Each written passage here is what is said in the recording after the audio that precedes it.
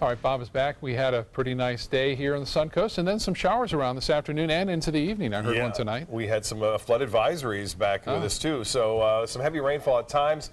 We did have a beautiful sunset though. Let's get away from the hurricane talk right now and take a look at some beautiful pictures that were sent in. This one from Cindy as the big sun dropping below the horizon there in Nokomis and a few clouds off in the distance. And this one from Ringling, Kimberly Slade sending this one in. A nice shot, palm trees right there looking beautiful. And Art Conforti out on the water with his boat and getting that little shot right there. Appreciate that.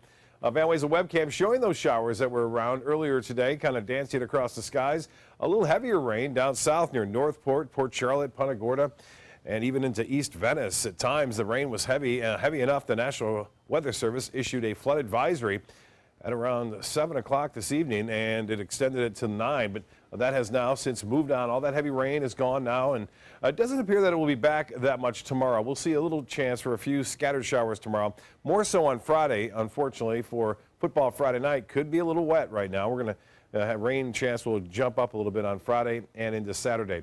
As far as the rainfall estimates go right now, you can see that Manatee County didn't get much at all. There were a few scattered showers around, but as far as the estimates go, Doppler estimating up to 3 inches of rainfall right there near Port Charlotte, near Kings Highway, and then stretching northward to Northport, up to 2 inches of rainfall.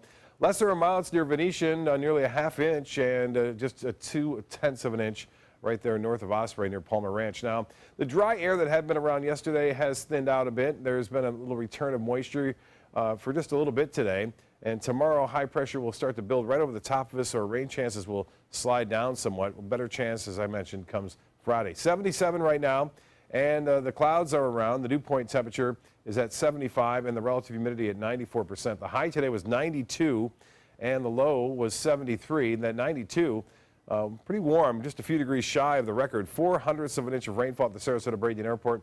And as far as the hourly forecast goes for Thursday, you don't see much chance for rain there. Temperatures will be into the upper 80s to near 90 degrees once again. And the enhanced satellite imagery continues to show the system now is out in the Atlantic, and now that it's over its fuel source, the warm water, there's a chance it could intensify once again up to a Category 3. We're starting to see an eye form. It's rather ragged right now, not looking very uniform at all. But still, look at all that rainfall just rushing right into San Juan there. As far as the forecast goes, again, the 11 o'clock advisory is showing it moving off to the northwest, developing into a 3 again, just east of the Bahamas it appears.